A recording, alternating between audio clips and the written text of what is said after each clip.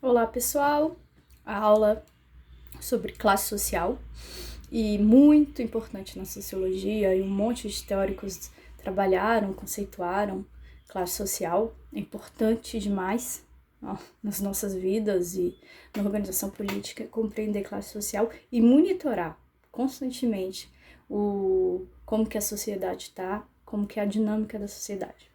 Os dois teóricos que a gente já falou várias vezes, que vão definir classe social importante para o nosso estudo hoje, vai ser Karl Marx, que a gente vem falando há um tempo, e Max Weber.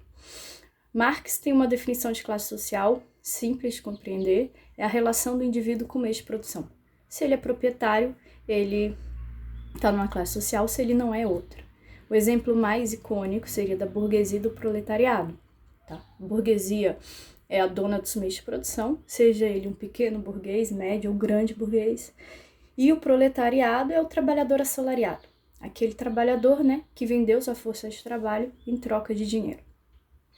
A definição de Weber é um pouco mais complexa, tá?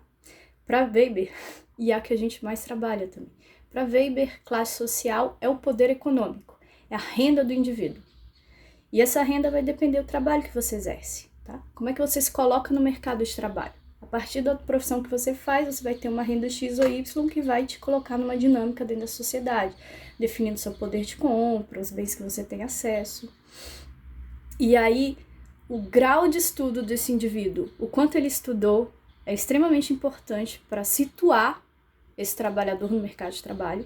Mas tem outros fatores também, a origem familiar dessa pessoa, a influência que ele tem na sociedade, ou, enfim, prestígios que ele conquistou ao longo da sua trajetória, também vão influenciar em como ele se coloca nesse mercado de trabalho.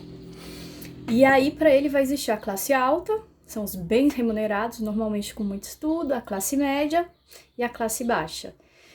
Enquanto Marx via só duas classes sociais, uma antagônica à outra, Weber já coloca, apesar de todas as diferenças, três classes sociais. E a classe média é inovadora nessa visão. Né? Quem é que a classe média representa? Ou a que lado ela se associa em certas disputas na sociedade? E pensando na possibilidade de mover socialmente, essa classe média normalmente que tem a condição de subir, ascender para a classe alta, ou até mesmo abaixar e fazer parte das classes baixas.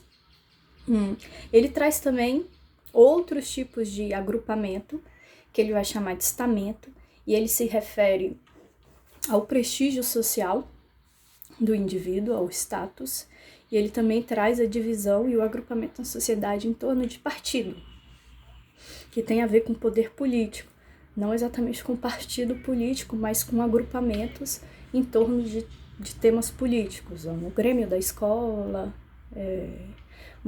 uma liderança comunitária, tudo isso, o sindicato, para eles são organizações políticas em torno de partido que também trazem poder para o indivíduo.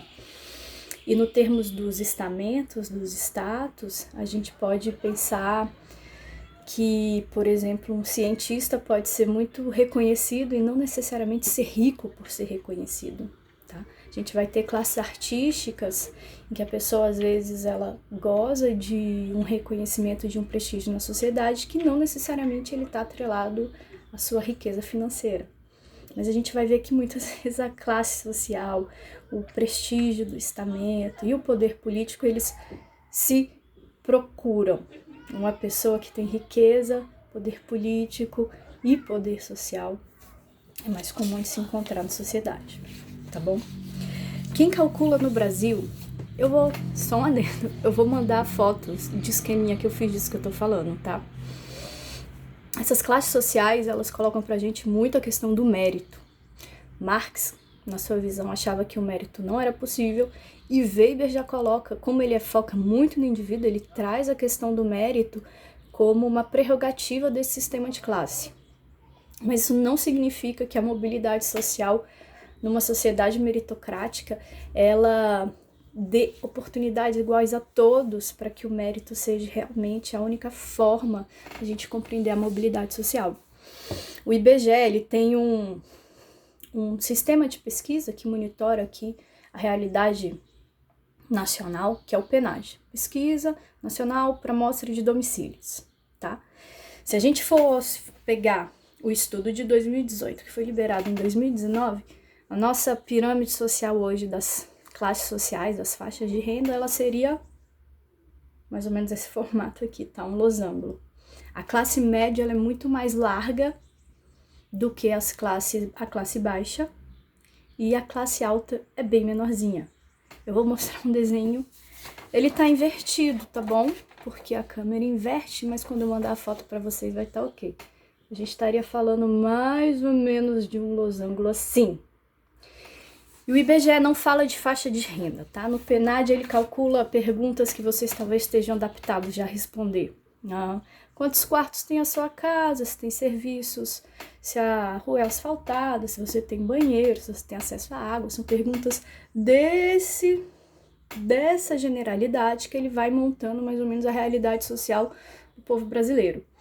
Os dados que eu tô colocando para vocês vai junto também uma matéria da Fundação Getúlio Vargas, tá? E ela vai estipular a faixa de renda para as classes A e B, quem ganha acima de R$8.000, arredondando, e as classes D e E, quem ganha abaixo de R$1.800. E a classe C seria quem estaria aqui nesse meio, tá? Entre R$8.000 e R$1.800. Ele também compara os anos de escolaridade, tá? Para saber, classe A e B normalmente é quem acumula mais anos de estudo ao longo da sua vida. E eles analisaram pessoas com mais de 25 anos para chegar a essa conclusão. A classe C acumula aí 8,7 anos de estudo, tá? Basicamente, esse monitoramento que a gente faz disso é para a gente compreender a dinâmica da sociedade e compreender também o que é a desigualdade social, tá? Que vai ser definida pela diferença de renda, que é o acesso aos bens materiais que cada indivíduo na sociedade tem, a escolarização desse indivíduo, o acesso à cultura, aos bens de serviço e o IDH desse indivíduo, né? Qual o índice de desenvolvimento humano que aquela pessoa está submetida, que aquela classe está submetida, qual que é o destino e a realidade que cada um vive a partir desse agrupamento e dessa nossa organização que se dá em torno, né, do nosso poder econômico, da renda, do trabalho. E um outro dado importante é a concentração de renda. A gente está falando aqui, né?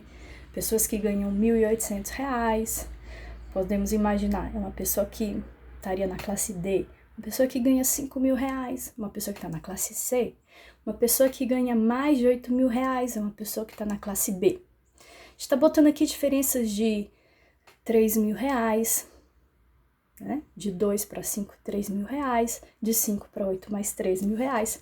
Só que a grande diferença de renda vai se dar no 1% mais rico da população.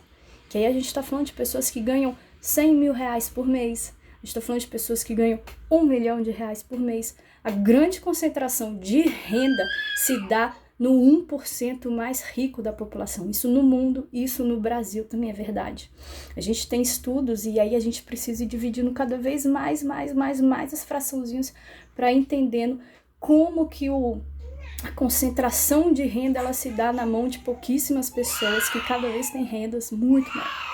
Esses desenhos aqui, com toda essa faixa da população, quando a gente olha a concentração de renda, são variações muito impactantes na nossa vida, mas em termos numéricos ínfimos. Então, o outro dever me chama, um abraço para vocês.